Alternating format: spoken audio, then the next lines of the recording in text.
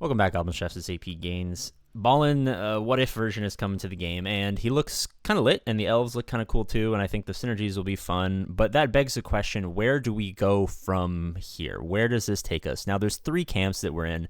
There's the Giga Whales, there's the low spenders, and there's the free-to-play players. And each of the three tribes, if you will, are going to approach this a little bit differently.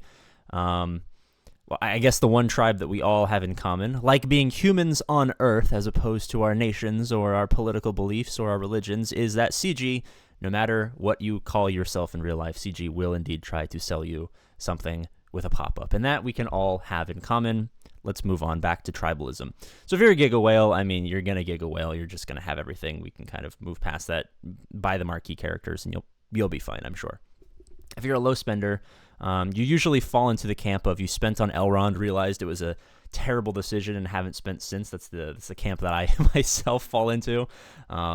Longtime Galaxy of Heroes player, never got a day one unlock for anything, and I was like, oh, it's a new game. I'm having kind of fun. I love the Lord of the Rings. I'll splurge a little bit on a day one unlock. It's a business expense for my YouTube channel anyway, so it's basically free. And then I realized, terrible investment. I saw some other people spending like $1,700 to get them 7 stars. And I was like, maybe we should pump the brakes on spending on this game. It's fun, but until GAC comes out, until daily GAC comes out, I don't think that there is any need to be spending any cash money on this game until the value proposition gets a little bit better. And then there's the free-to-play players, of course. Now, if you're a free-to-play player, I believe that from 3 stars from the marquee character to now, I think most people who are doing no refreshes should be around the 4 to 4.25 star mark and progressing ever towards the 5-star mark for Arwen and Eladin. I haven't done any of the refreshes. I had them at 5 stars, but they were at 5 stars with like 5 extra shards because of like a little bit of layover in the gamble packs that make you buy to get the marquees to 5. And so I've gotten about 150 to 180 shards of each of them respectively. And I think that's enough to get you to like 4.25. So if you guys are following along from post marquee, the day that they went live, you should be approaching that 5-star area. And I think we're going to get Elrond in a month or so. So you should have plenty of time to do that. Now, I understand there's players who started a little bit later or didn't go gung-ho with all of the resources they've been hoarding since day one like I did into the Haradrim. I'm actually kind of proud of my Haradrim. Let me just move over here a little bit. I'm very proud. Aside from being a Giga wallet user and getting them the $20 packs from 3 to 4 stars, basically I just did that for the gold, to be perfectly honest. I did that for the gold to like take my elves to level 60. Aside from that, I mean, Yeftu, Ubete, and Roble are free-to-play to Gear 8 and free-to-play to 7 and 6 stars, respectively.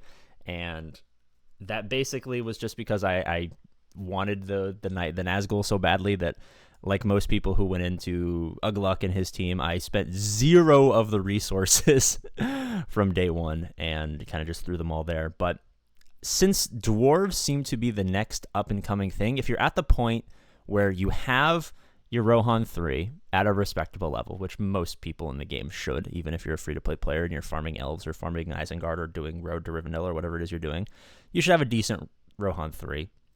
And let's say you have one other team, whether it's your Road to Rivendell, your Isengard, or your elves, whatever that might be. I think the next best place to go, and the thing that I'm thinking about doing here, if I go back to default settings, is thinking about kind of sparsing the line between prepping for 9 months from now when we're going to have Gandalf, and also prepping a little bit for dwarves. Now, yes, Gondor is going to be really, really good, and I was doing a little bit of Road to Rivendell farming. I might actually start doing the Sam event slowly as I take Pippin up, and I probably will take Pippin up the second I get a 7-star Naramiri. And whether or not the value proposition of doing lower tiers of guild events is worth it, that'll be between me and God. Don't worry about it. But I think what I'm planning on doing, and what I've heard a lot of people talk about, and I think is probably a good idea for a lot of people in the similar situation, is look at Legolas Gimli. Don't go too gung-ho into them. So I'm going to start with Gimli. Once he becomes farmable, I'm obviously going to start farming them because it's going to take fucking forever, and I'm not going to spend to refresh them or anything like that. So that's going to be a slog. I'm just going to rotate out, Roble and, you know, Aothan and Lomian, or whoever I rotate out once I get them 7 stars. I'm going to rotate these 2 in.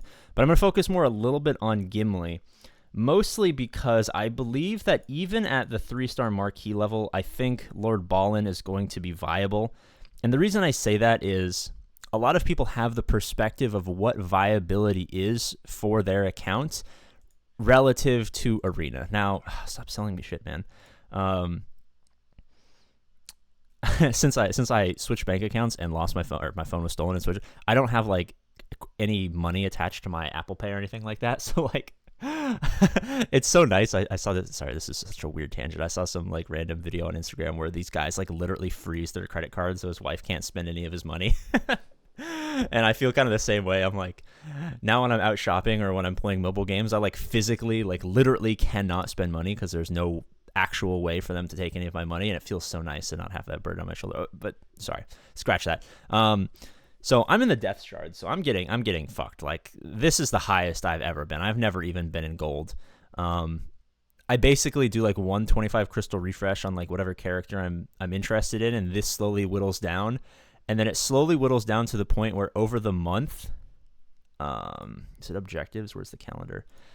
It like whittles down until like one of these random days where they like give you 100 free crystals or something like that. I think it's like right here. And then it like replenishes, and then like every 2 weeks I just get an injection of an extra 100 crystals. Then I have to take like a week and a half of no refreshes to like boost this back up to like 200 or something like that. It's a pain in the ass. But the point being, I think that viability is going to be whatever general level you're at.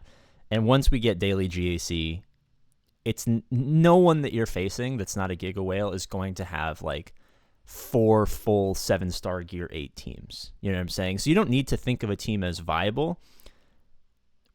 You don't need to think a team is viable if it's a good in Arena. Like, I have like my Arena team is like an amalgamation of my best Haradrim and my best Elves, just because that's what gives me the most defensive staying power.